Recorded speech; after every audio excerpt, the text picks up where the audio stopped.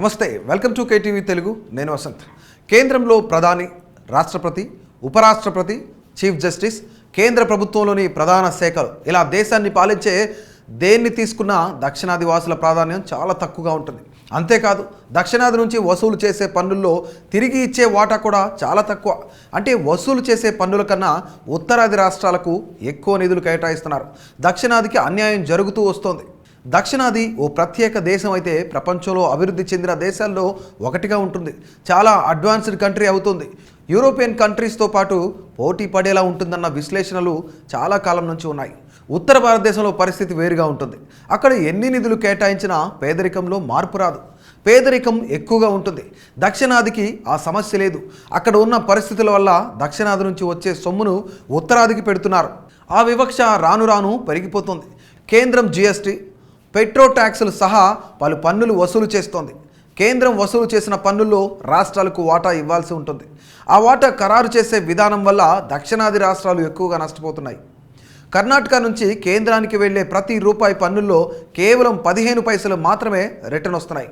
ఇక తమిళనాడుకు 28 పైసలు, ఏపీకి 42 పైసలు, తెలంగాణకు 47 పైసలు, కేరళకు 62 పైసలు మాత్రమే రిటర్న్ వస్తున్నాయి. కానీ విచిత్రంగా మరికొన్ని రాష్ట్రాలకు మాత్రం భారీ కేటాయింపులు ఉన్నాయి. ఇందులో టాప్ ప్లేస్లో ఉన్నవి ఈశాన్య రాష్ట్రాలు.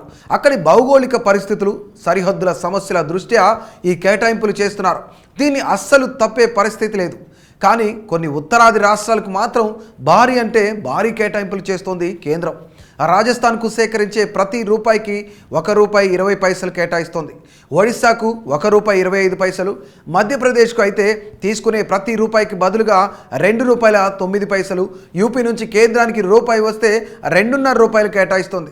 అయితే ఈ లిస్టులో టాప్ ప్లేస్లో ఉన్న రాష్ట్రం బీహార్. ఈ రాష్ట్రం నుంచి కేంద్రం వసూలు చేసే ప్రతి రూపాయికి ఏకంగా ₹7.26 కేటాయిస్తోంది కేంద్రం. 2021 నుంచి 2026 మధ్య కేటాయింపులు ఎలా చేయాలన్న దానిపై 15వ ఆర్థిక సంఘం సిఫార్సులు ఉన్నాయి. ఈ సిఫార్సుల ఆధారంగా 42% నిధులను రాష్ట్రాలకు కేటాయించాలి.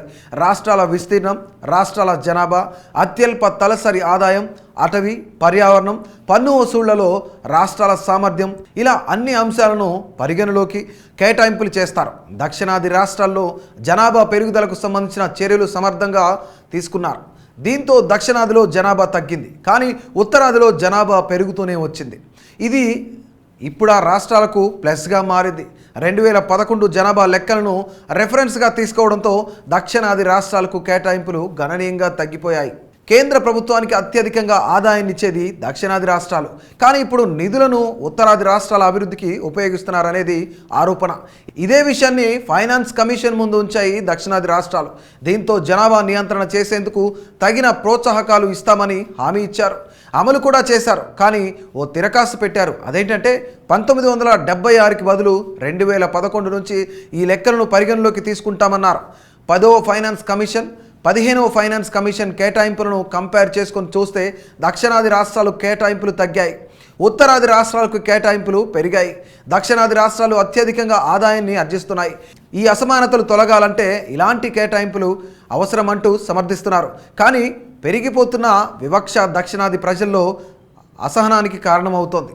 ఎంత కేటాయించినా అభివృద్ధి చెందిన రాష్ట్రాలకు ఎంత పెడితే అంత ప్రయోజనం అన్నది ప్రధాన ప్రశ్న. డబ్బులు దుర్వినియోగం కాకూడదు. మరి ఉత్తరాది రాష్ట్రాలు కేటాయిస్తున్న నిధులు ఎటుపోతున్నాయి? ఎందుకు ఆయా రాష్ట్రాలు అభివృద్ధిలో ముందుకు రావడం లేదు? సో ఇలాంటి మరిన్ని ఇంట్రెస్టింగ్ అప్డేట్స్ కోసం మా కేటీవీ తెలుగును సబ్స్క్రైబ్ చేయండి, అలాగే ఫాలో చేయండి.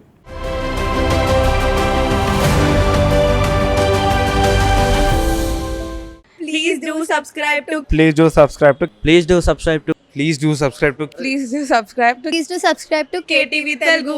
KTV Telugu. KTV Telugu. KTV Telugu. KTV Telugu. KTV Telugu. Please do subscribe to KTV Telugu.